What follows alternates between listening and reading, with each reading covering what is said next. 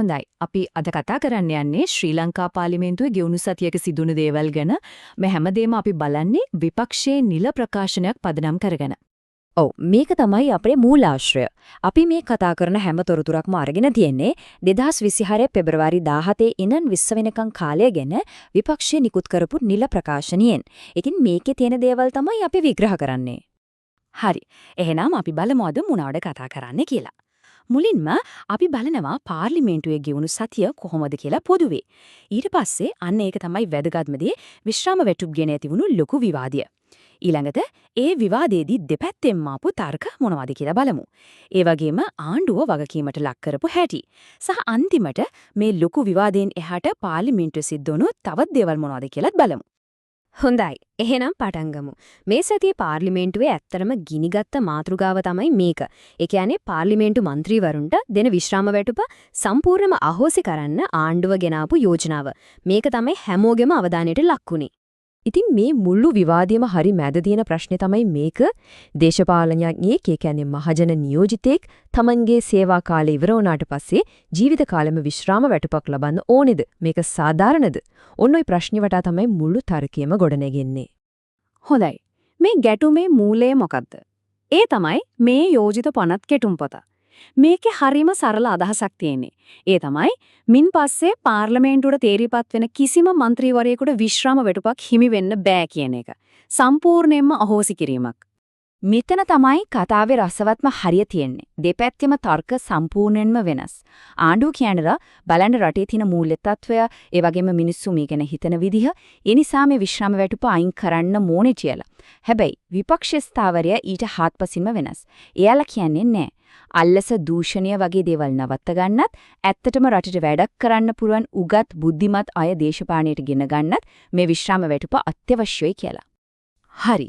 අපි දැන් පොඩ්ඩක් සභාගර්භයේ ඇතුළට ගිහින් බලමු මේ උණුසුම් විවාදයේ වෙලාවේ മന്ത്രിවරු ඉදිරිපත් කරපු තර්ක විතර්ක මොනවද කියලා. මෙතනදී විපක්ෂ නායකතුමාගේ ප්‍රධානම තර්කය වුණේ මේ විශ්‍රාම වැටුප කියන්නේ නිකන් වරප්‍රසාදයක් නෙවෙයි. ඒක දූෂණයේද එරෙහිව තියෙන ආරක්ෂාවක් කියන එක.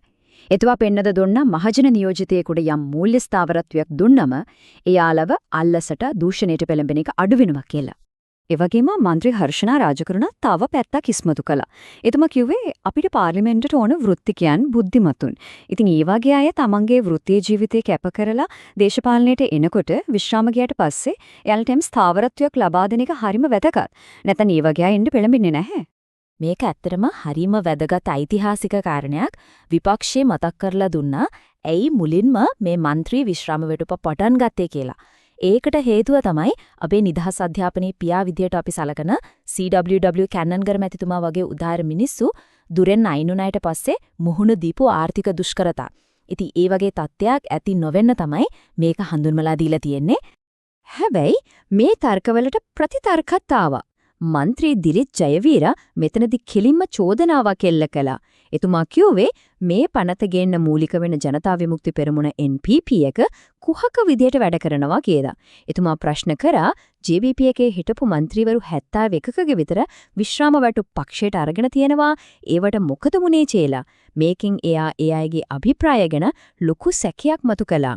ඉතින් මේ වගේ දෙපැත්තට ඇදෙන විවාදයක් මැද යම් එකඟතාවයකට එන්න. එහෙම නැත්නම් මේ පනතට පොඩි වෙනස්කම් ටිකක් කරන්න විපක්ෂ මන්ත්‍රීවරු කීප දෙනෙක් සංශෝධන යෝජනා කළා.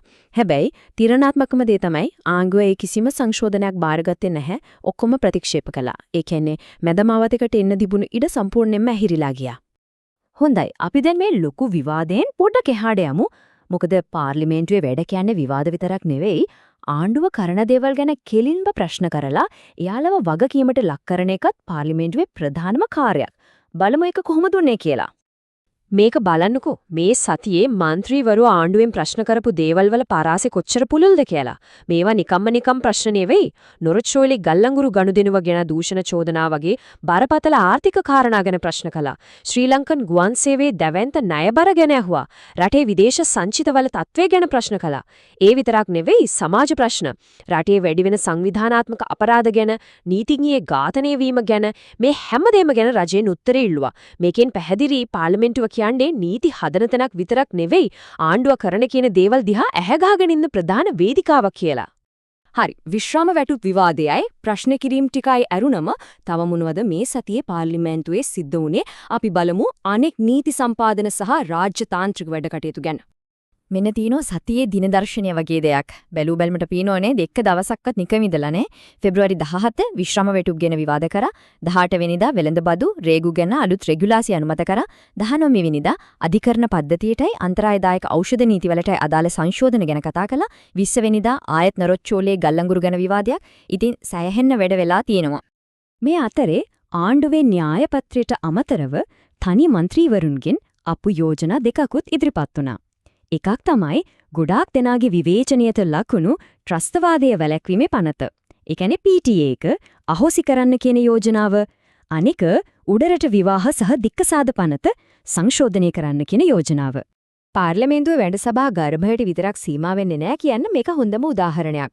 මේ විපක්ෂයේ ප්‍රකාශනයේම වාර්තා කරලා තියෙනවා විපක්ෂ නායකතුමා ඇතුළු മന്ത്രിවරු පිරිසක් එක්සත් රාජධානියේ නියෝජ්‍ය අගමැති හමු වුණු අවස්ථාවක්.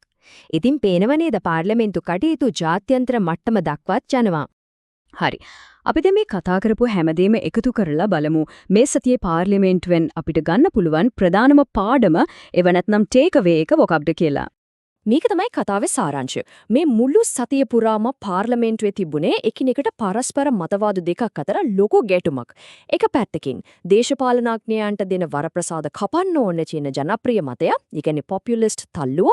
අනෙක් පැත්තෙන් නෑ දූෂණය වගේ දේවල් වළක්වන්න නම් විශ්‍රාම වැටුප් වගේ ආයතනික ව්‍යුහයන් ආරක්ෂා කරන්න ඕන කියන තර්කය. අපි දැක්කේ මේ මතවාද දෙකේ ගැටීම. ඉතින් මේ හැම දෙයකින්ම පස්සේ මේ විග්‍රහයේ අපි ඉස්සරහ ලොකු ප්‍රශ්නයක් ඉතුරු කරනවා. ඒ තමයි මේ දෙක අතර හරිම සමබරතාවය තියෙන්නේ කොතනද? මහජන නියෝජනයන්ට එයාලගේ සේවයට සරිලන වන්දියක් ගෙවන ගමන් රටේ මහජන මතයත් සංවේදී වෙන්නේ කොහොමද? මේ දෙක බැලන්ස් කරගන්නේ කොහොමද? ඔන්න ඕක තමයි මේ සතියේ විවාදයේ අපිට කල්පනා කරන්න ඉතුරු කරලා යන ලොකුම ප්‍රශ්නයක්.